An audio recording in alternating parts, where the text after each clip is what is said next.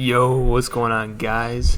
My name is Ballhawk, and this is the draft analysis for the Hinterland Wood Hammers for the second season of the UPA. I'm excited to be here.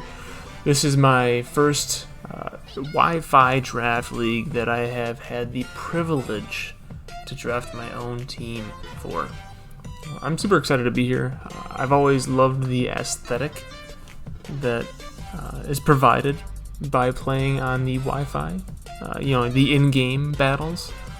I haven't been inspired by Pokemon or Pokeaim MD, Chimpact, MV, and the likes, of that crowd through their YouTube videos, and I've always kind of just been drawn to just how cool it looked, and I'm excited to finally get the chance to do that myself. This is the United Pokemon Alliance and their second season, and it is going to be Galar decks because we are on Wi-Fi, so we have to kind of adhere to the rules that are laid down in the Sword and Shield games. And we were given 120 points to field a team of 10 to 12 Pokemon. I was blessed with the third overall pick. Not super blessed with the first overall pick, although that might not totally be a blessing because then you're met with the question, well, what do I take with the number one overall pick? There's so much pressure there. What if I take something that just got busts? But I feel like third overall was a good slot to slide into. I'm very grateful for that placement. For the randomlist.org gods, if you want to, just kind of fact check JB. Definitely, he adhered to the rules that he set forth. He posted a video.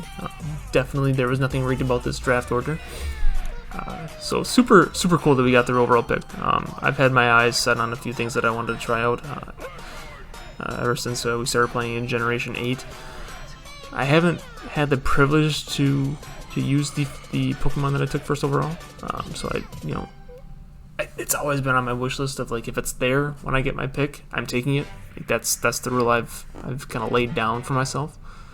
And at third overall, I was to be honest, I was really surprised in Galar decks that it lasted past pick 2 because I figured it'd be Dragapult and then this Pokemon, just because it's so good at just clicking the one funny button, and that kind of seems like to be the theme of the UPA so far. Is just everyone wants to just click buttons, and I can't think of any button more fun to click than this mon behind a choice band. Say hello to the first pick of the UPA Season 2 Hinterland Woodhammers squad.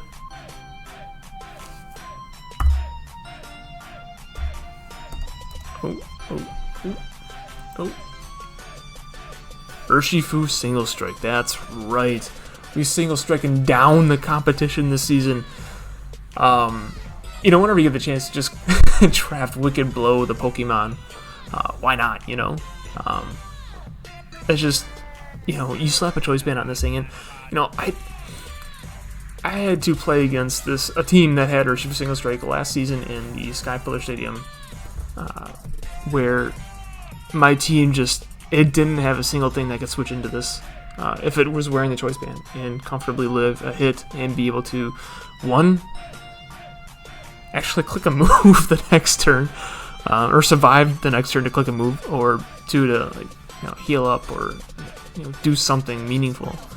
And that my best chance was a Skarmory, and luckily my opponent brought a choice scarfed Urshifu instead of a choice banded, but that's neither here nor there.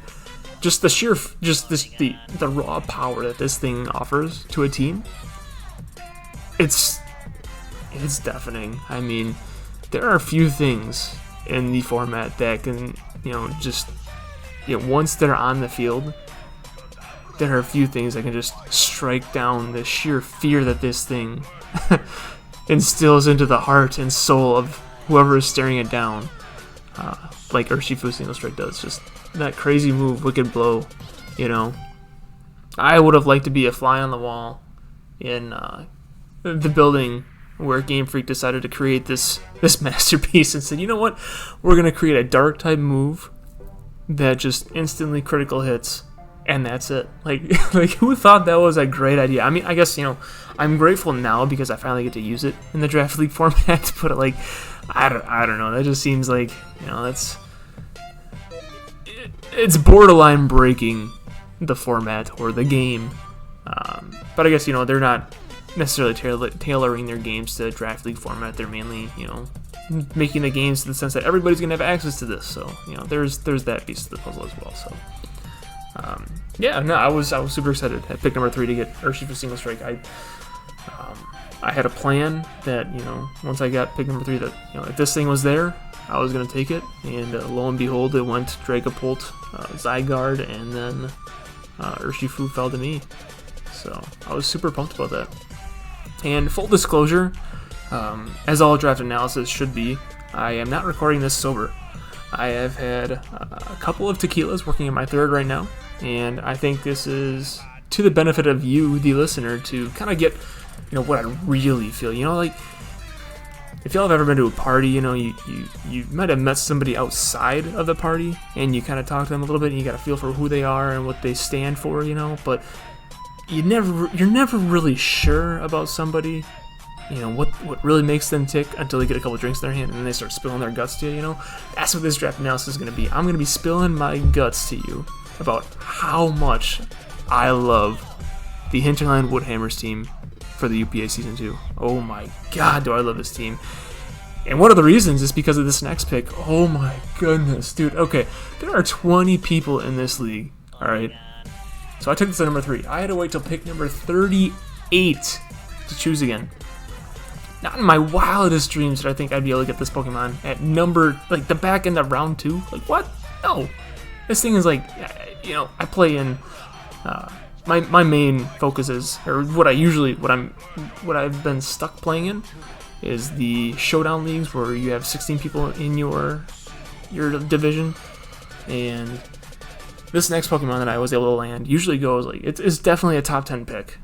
Even in national decks. It might arguably be better in national. I don't know if it's better in Galar decks or national decks, but it's one of those things where it's like, once you see it on the opponent's team, it's like you have to prep for it, because if you don't, this thing is either A, just going to wall you straight out of the game, or B, it has the potential to just set up and win the game in one turn. And that Pokemon, that beast of a Pokemon, is none other than the ultra beastie Celesteela. Yeah, we got this thing at pick number 38. What are y'all doing, UPA? Like, hold on a second. Yo, I don't know, who I need to pay, or who I owe for letting, for orchestrating this fat bottom girl to fall into my lap at the back of round 2, but I'm happily to, like, I'll Venmo, JB is talking about getting $12 out of the season for just clicking Hyper Beam with the Sylveon all season. Yeah, I'll gladly pay somebody $12 for letting me get her Single Strike and Celesteela 1 and 2. I feel like my team already has, so much versatility, so much just sheer, things that you have to prep for. Like, I have prep demons on my team in the first 2 picks. Celesteela can run the defensive set where it just protect Leech Seed and, walls you out of the game. It can run the Autotomize Power Meteor Beam set. Hell, I've seen no item acrobatics, stepping onto the scene. There's a lot that I can do with Celesteela, and it checks the fairy weakness that Urshifu Single Strike definitely has, and I feel like I am already equipped with all of the offense my team definitely needs with just the first 2 picks, and I think we're sitting pretty.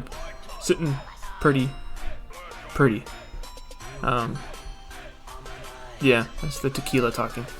Moving on to pick number 3. Okay, so we had pick number 3.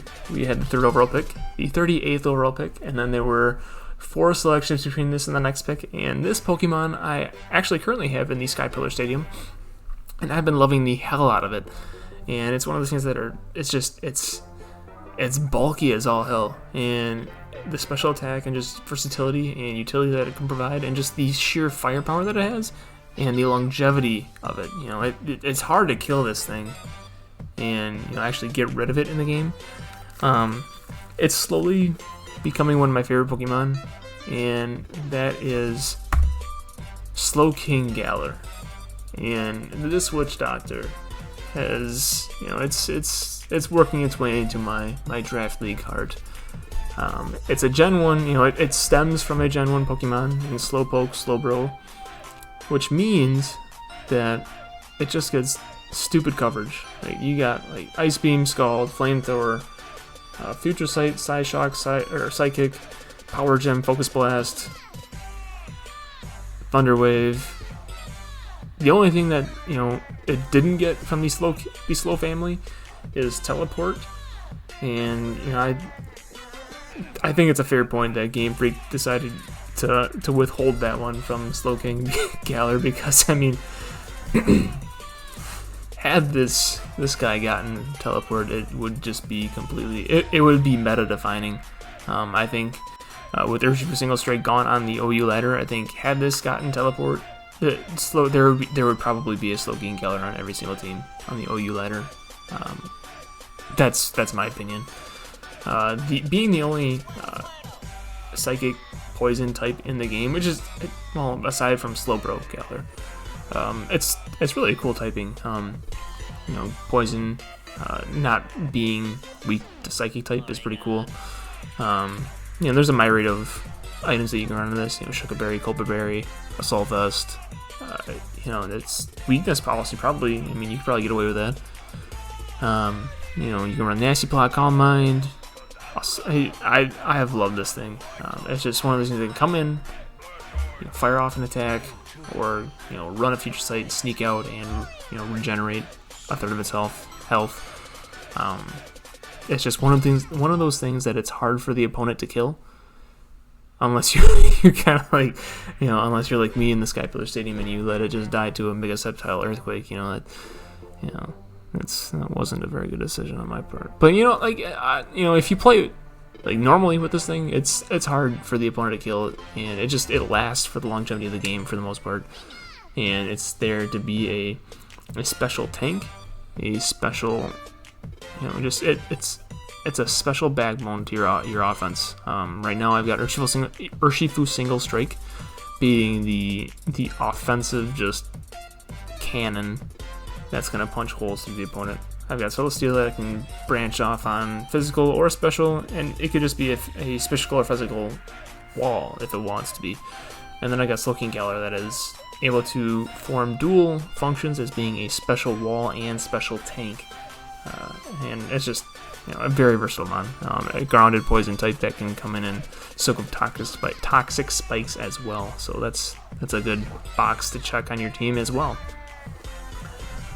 The next pick, yeah, I feel like, you know, at this, you know, in this draft, I was really just taking the best available. I think that Slowking Galar is slowly working its way up to be a round 2 pick, and a lot of times in points, I'm seeing it be like 12 points. I wouldn't be surprised if by the end of like the next 6 months, if it's not like 13 or 14. I think it's one of those things that people are really starting to. I mean, this is a 20-person draft, 20 team draft. So I'm used to 16 points, and I took it second overall after a 20 to Styrian. So I think if it's going second overall in a 16 team draft, or a 20 team draft here, it's going third round. Yeah, I think it's creeping up to be about where Slowbro is. I think it's that good. I think it's nearly on par with Slowbro. I think Slowbro is a better defensive typing, but Slowking Galar, you know, with how strong fairy types are in the draft format, I think Slowking Galar is really kind of starting to cement its place as one of those things that, you know, people are really starting to target as a very strong backbone to their draft league teams. So moving on to round 4, again, there was another 30 or so picks between this Slowking Galar and my next pick. And one of the things that people have been telling me is that if you get Urshifu Single Strike, or even Mega Metacham, it counts for as well in the National Dex format. You get a strong Mega Fighting type or Urshifu. One thing that goes hand in hand with those things for your offense is a strong Ghost type that can come in and clean games up after the Dark or Fighting type has punched enough holes. And the fact that this guy was sitting there at the end of the 4th round was kind of shocking to me. Because much like Slowking Galar or Celesteela, I think this should have gone a round earlier. And there were a couple of, question mark picks, not gonna point names. Bisharp going in the 1st round. I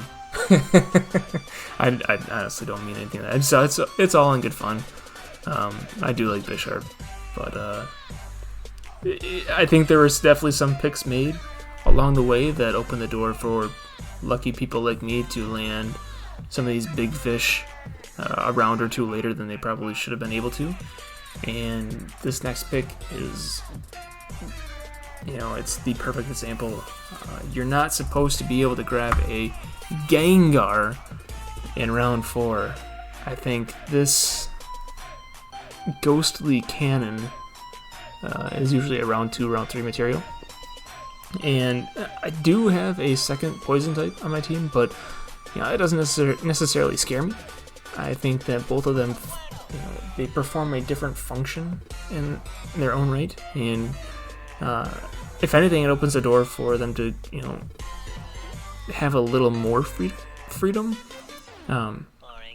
I've really grown to like Gengar a lot lately, between the Black Sludge Nasty Plot substitute set, where you can run, Shadow Ball and either Poison or Sludge Wave or a second or a different coverage move, or the Choice Specs or Choice Scarf sets. I love a Choice Scarf Destiny Bond, and it's just Gengar is pretty versatile, and it's always going to hit hard, and you have the Urshifu to kind of clean up the normal type immunities to the Ghost spam, and there aren't a whole lot of types outside of Dark types and normal types that resist the Ghost, so it's usually a pretty good stab to have on your team. And so, now, if anything, we've got the physical Wall Breaker, we've got the special Wall Breaker in Gengar, we've got the special tank in Slowking Galar, and we've got the physical tank in Celesteela, which can also, dabble into the special side as well if need be. So I think this team is pretty balanced so far. We've got really good speed tiers to this point.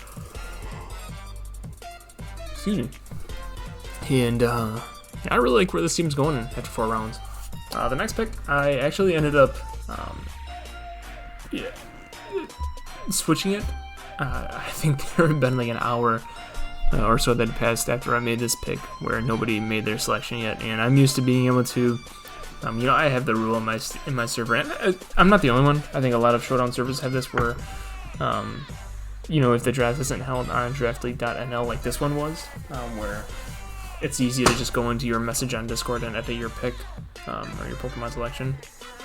After full disclosure, I picked Swampert 5th, and after talking it over with a couple of my buddies who were looking over the team, mainly one in particular that has quite a bit of experience in Galar decks, he said that I should try to target a different thing, just because it still has the slow momentum here, and it checks a couple of boxes. It's a little more versatile. It can even be a setup sweeper in its own right.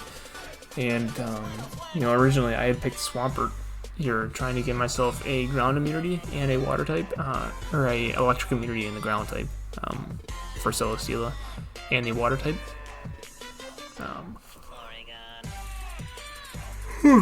Excuse me. I'm recording this at 11:49 at night because I've had some tequila and I'm not ready to go to bed yet. But I originally wanted Swampert because I've got that in the Skypillar Stadium as well, and it's good old reliable. It's annoying for teams. It's got Yawn, Stealth Rock, Flip Turn, Scald, Ice Beam, Earth Power. But talking over, I felt that there was something else that could give me a little more options. It could be a set of sweeper in its own right, give me another option for removal. Oh, my first option for removal, actually. And so kind of check out most of the same boxes as Swampert does. And that feller is my boy, Blastoise. You know, I've really started to like Blastoise a lot. The Shell Smash set, you know, Aura Sphere, Dark Pulse, Scald, Flash Cannon, Ice Beam, Hydro Pumper Surf. You know, it's powerful. You get a Shell Smash off of Blastoise, you could just win on the spot. It is not to be trifled with. Do not underestimate this forgotten Teenage Mutant Ninja Turtle. Yeah, I like Blastoise. Very underrated in my opinion, and the fact that he got Flip Turn this generation just makes it that much better. It's got Haze to help stop setup. You know, Toxic, Rest, Yawn. I believe it has Body Press as well. And Blastoise just kind of gives me a lot of options. You can see some solid slow momentum into my threats like Gengar, Slowking, Celesteela, and Urshifu. Next up, to be honest, I'm not even sure what I got next. I kind of forgot. We're just gonna hit next and see what pops up. We got Talonflame, yo! We got the mascot, not the team mascot, but the player mascot.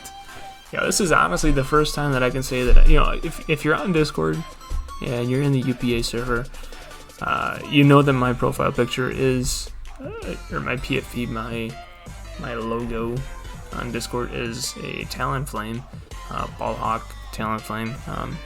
Yeah, you get it.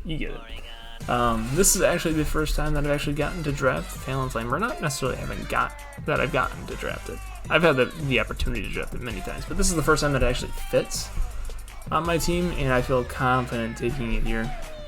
Talonflame checks a very important speed tier for me, giving me something above 125. I think there's only 11 things in the Galar decks that outspeed it. I don't want to rattle off the list because I don't think I don't remember them all. Full disclosure. All right, you know what? Let's challenge time. All right, we've got Excelgor, Zeraora, Aerodactyl, Greninja. I don't think Greninja counts. I don't think it is. What else we got? We got Jolteon, we got Tapu Koko. We got, what else do we got? Man, this is hard. I've got 6. There are 5 more. Voltorb? 4 more. I don't remember what the last 4 are. If you know, let me know in the comments. There's 4 of them that I'm missing. I know I posted them somewhere. I know there are 4 more. I know there's 11. But my point is, there's 20 people in this draft. The fact that I got something that is only outspent by 11 things in this format, and, you know, there's a handful of those in there that I really don't care about. Oh, duh, Dragapult. How did I forget about Dragapult? Okay, there's 3 more. 3 more things that outspeed Talonflame in Galar Dex draft. What are they? Let me know. Yeah, no, having your speed cap at 125, I am very okay with that. There's a lot of things out there that I feel like, you know, my team is gonna have enough bulk with what I've got planned out so far that, yeah, I'm not gonna be scared of taking it from something that's faster than Talonflame. And Talonflame has a couple of sets that it can run. The Gale Wings is always fun to play with. You know, you got the bulky Flame Body set. You know, Talonflame, you know, gives me a second removal option, and having access to heavy duty boots just makes Talonflame so much better this generation. God, heavy duty boots, heavy booty dudes are a godsend. You know, seriously, such a great item. Hats off to Game Freak for making that. But I'm excited to use Talonflame. I think it'll come quite a bit this season, and I'm excited to flex the mascot for the first time and, you know, get to use it on Wi-Fi. And next up, we're gonna play click that button and see what pops up again, because again, I don't remember exactly what I got, but I have a feeling that I don't remember what it is. What do we get? We got the keys to victory. Yo, I've been on a Klefki kick recently. I've got it in 4 leagues right now. Actually 3. I just dropped it in the PBAL. But no, Klefki it's one of those things that, you know, I didn't need it to be a steel type because I got Celesteela. But I think having more than one steel type is never a bad thing. And it gives me my fairy type. It's an underrated setup sweeper. I just ran a weakness policy, Iron Defense, Calm Mind, Sword Power Training Kit set in PBAL, and it should have, oh my goodness, it should have just swept my opponent, but I got hasty and didn't set up enough before I started clicking buttons. That was so sad. But Klefki is an underrated setup sweeper, and having access to Prankster, Toxic, Thunder Wave, Spikes, Defog, you know, there's some fun unexpert sets that I could run with a Klefki. You might just want to pay attention to learn a thing or two about the keys to victory. You know, I'm just saying, I got some ideas. I got some tricks up my sleeve for these keys. And yeah, I think it's underrated. I think Klefki is one of those things where, you know, it's never flashy. It's never something that you really look for on the draft board.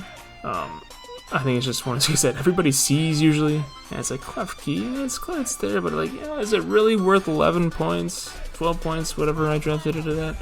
It's usually the 12 to 10 point range.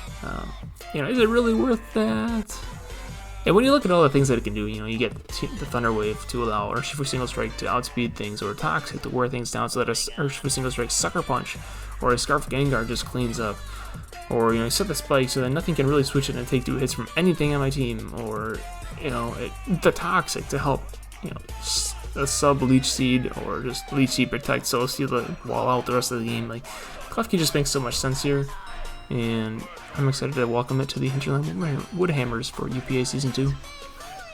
Coming up next, I think I know what this one was. It is none other than the real low tier. This definitely wasn't what I thought it was. It's the real low tier Wishpasser, Audino. So now we're starting to fill out the regenerator side of the Hinterland Woodhammers. We've already got Galar Slowking, and after I made that pick in the third round, I had my eyes set on the Audino. Audino does, you know, it performs a very pivotal role on my team. My team is pretty fat right now.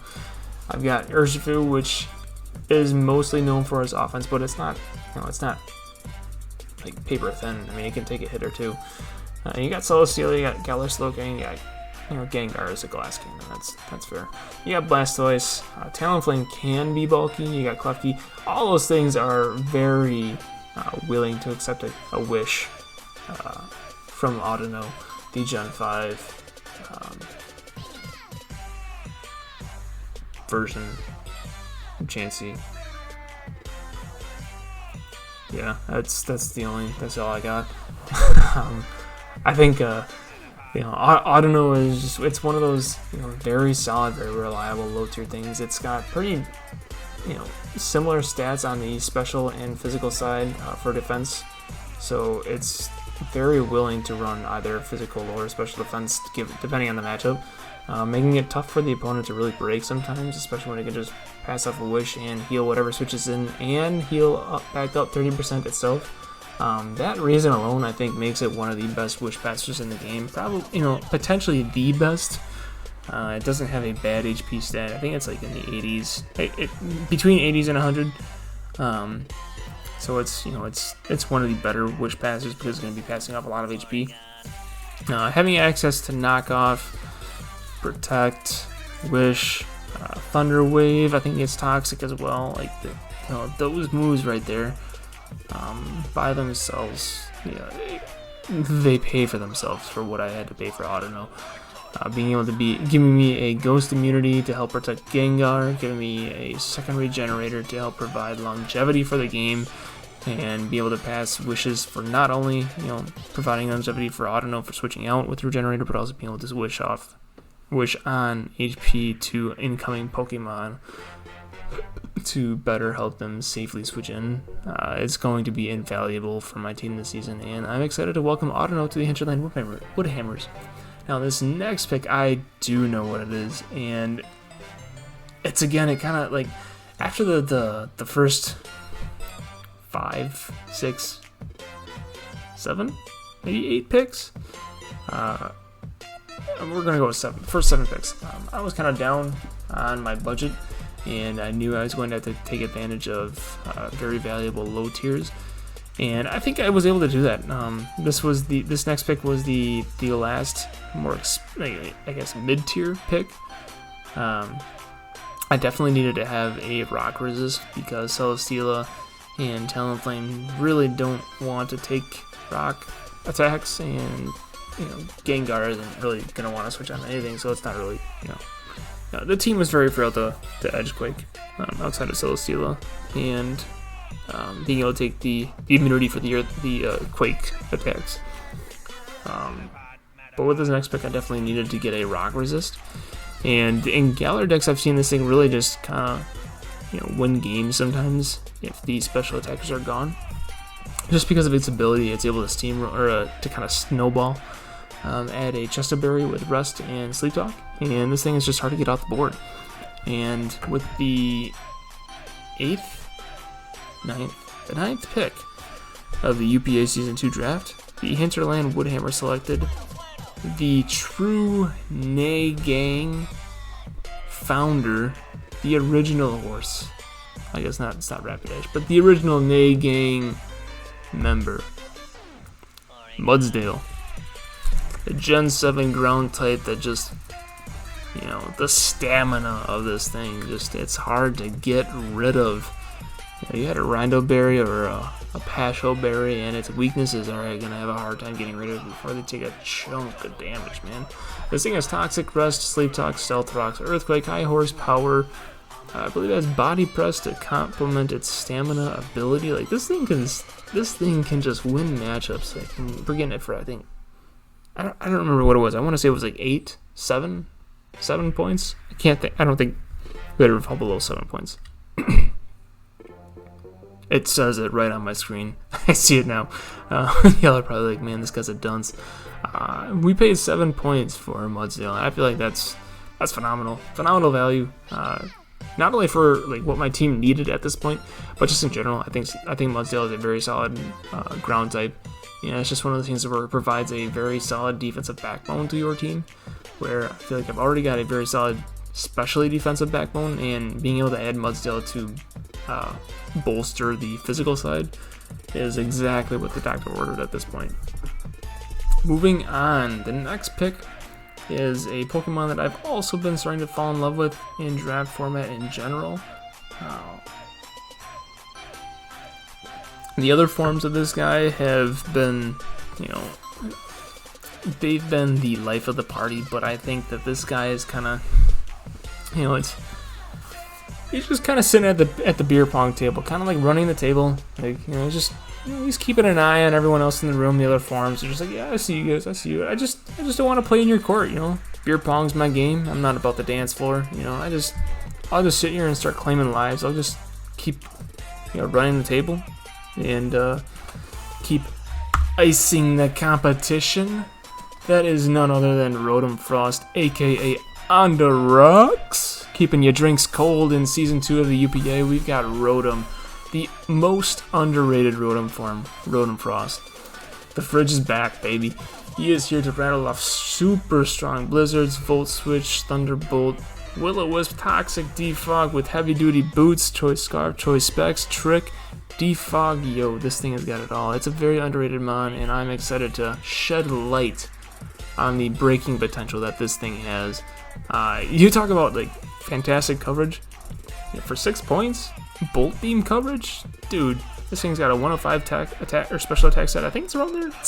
It's around 105. It's in that ballpark. Don't quote me on it. I'm probably off by 2 or 3 points, give or take. This thing is going to get some kills, man. You know, Nasty Plot, Substitute, Foul Play. Dude, Rodent Frost. Like, what wants to switch into Bolt Beam?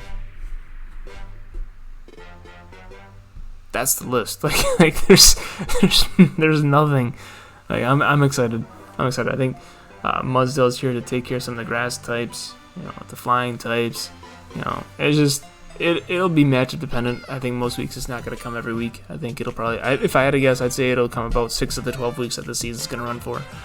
But it's definitely going to have its matchups where, a Nasty Plot, Blizzard, Thunderbolt, Volt Switch set just kind of runs through teams.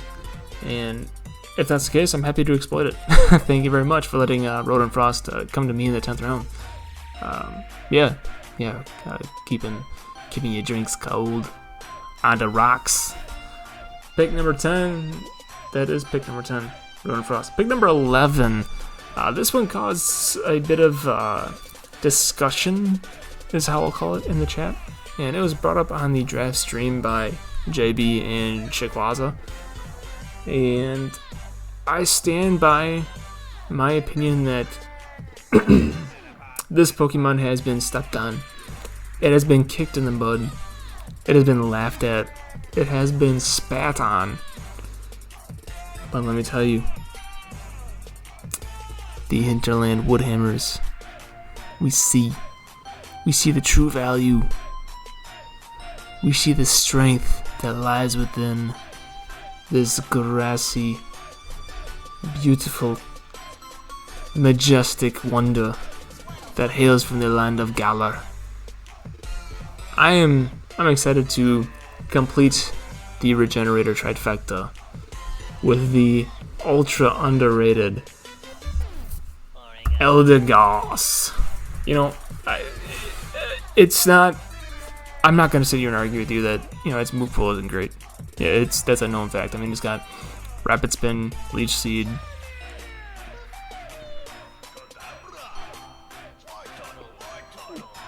Those are the two utility things that come to mind. I mean, it's got Pollen Puff, it's got Weather Ball, which I'm surprised that it has Weather Ball. Honestly, that kind of surprised me a little bit. But it's got Pollen Puff, so it's not just walled by other grass types. I think it's got Leaf Storm, it's got Giga Drain. It's got tools, and it's very, it's got good special bulk. I think it's got around 120 special defense. It's got the Regenerator ability, so it's gonna help complement Galar Slowking and Audino. And you want to talk about an a Dracobolt, Dracovish. Chill out, tequila. Dracovish, check. Eldegoss is probably one of the better ones around. For cheap. It's not going to be immune to the water type attacks like, let's say, Cradilly would be. But you want to talk about a better, or a solid Rocky Helmet holder.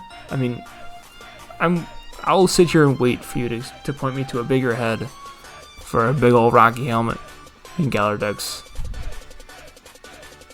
I'll wait. Like, look at the size of that noggin. I mean, you want to tell me that something's gonna hit that thing without getting chipped by that Rocky Helmet? Nah, man. I'm excited. I think Eldegoss, I'm no fool. Like, this thing is not gonna come every week. It's probably gonna come maybe about a third of the time. Like, whenever I need a strong grass type, I will be happy to throw this Cotton Ball out on the field and watch it get some chip.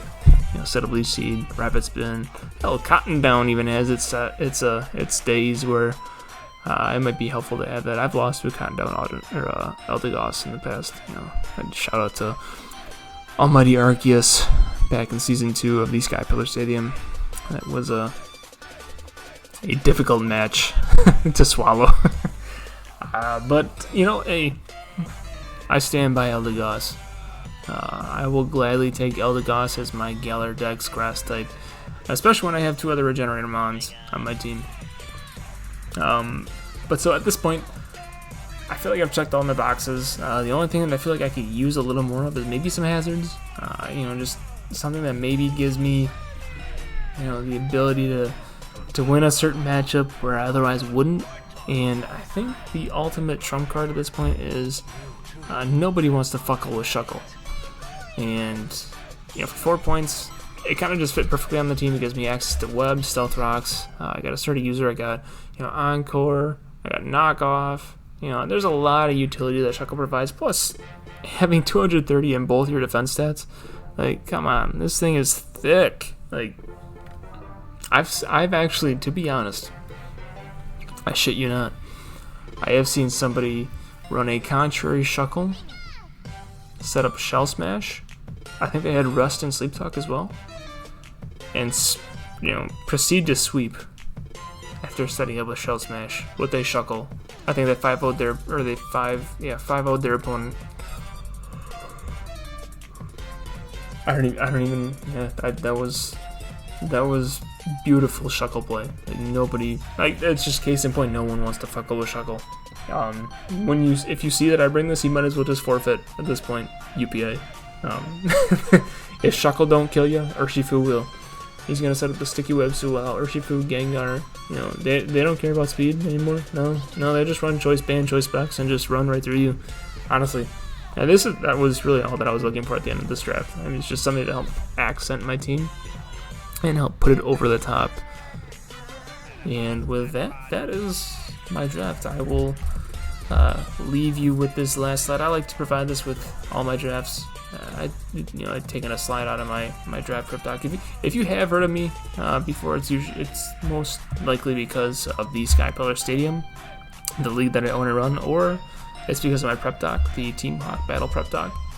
I swear by it. I think that thing has made me a better player, being able to draft better, for sure, and being able to illuminate me to what my opponents might have on a given week in each matchup. But I will leave you with this last slide, just kind of giving you the overall visual of my team. This is a screenshot from the Draft HQ slide in my prep doc. The only real weaknesses that my team has on the type chart is fire and water. However, I feel very confident with those weaknesses because for water I've got Eldegoss and I've got Blastoise, and both of those can just come in and sit on water types. And Blastoise has the added benefit that it can slow flip turn out into something that has breaking potential or setup potential. And for the fire side, I've got again Blastoise and Talonflame, both things that can just kind of switch into a fire type attack and just kind of sit there, scare it out, or they both have the luxury of being able to provide U-turn or flip turn and get into something that does a better job of breaking whatever they're switching into. So speed tiers I think look phenomenal. Honestly, I don't see any big gaps in there. I covered the 100 to 86 speed gap, and I think that's probably the most important speed gap to cover, where there's a lot of base 100 Pokemon, and that 86 speed gap, like just above it at 87 is the cutoff, where those base 100s that like to break teams or sweep teams or set up and just kind of ruin everyone's day. 86 is the cutoff where they can run Adamant or Modest and still hit above 86, the base speed for 86, and being able to have something between 100 and 86 in Urshifu single streak it's just it's not, I guess it doesn't make or break the draft, but it's nice to have. But aside from that, honestly, I don't see any major speed gaps along my team. I got 126 to 110, 110 to 97, 97 to 86, 86 to 78 to 75, to 61 to 60, to 50, to 35 to 35. I mean, they all kind of just trickle down. There's no major jumps that are like 20 points, where I've got a major speed gap. So, this team kind of checks all the boxes. I think this is probably the most excited I've been to try a team out for a draft league, and I'm excited to burst onto the scene in the Wi-Fi draft league realm, if you will. This is my first draft that I've completed for the Wi-Fi scene, and I am excited to start building teams and smashing teams in the battle stadium. So if you enjoyed the team, if you think that you can build something better, I would be hard pressed. I dare you to try and build something better with the selections that I had, in a 20-person draft. Like, come on, those first 4 picks, like, what? What? Dude. I'm so pumped for UPA Season 2. Let's go. Hinterland Woodhammers are gonna, they're gonna turn some heads. This is our first full season where we get to complete our drafts in the Wi-Fi scene, and we are going to make it count. Leave a like, subscribe if you're looking forward to the UPA Season 2 games for the Hinterland Woodhammers, and if you haven't, join the UPA fan server. They got a server that's dedicated for people that aren't necessarily playing in the UPA, but for people that want to follow along and pay attention to. So yeah, leave a like, subscribe, join the Discord, check out all the other coaches. They're gonna have their draft analysis coming out soon, if not already out. And looking forward to getting week 1 underway this week. I'm recording this. It is now past midnight. It is now May 25th when I finish recording this. So we got week 1 starting yesterday, technically, and being recorded and uploaded at the end of next week. So look forward to that. Pray for the first opponent of the Hinterland Woodhammers, or don't. This squad don't need it. All right, I'm done rambling. If you made it this far, I appreciate you. Leave a like, subscribe, or don't. Whatever. I appreciate you all the same for listening to me ramble on for 40 or so odd minutes. But I love this team, and I'm excited. So I will catch y'all this season, and see you around. Thanks.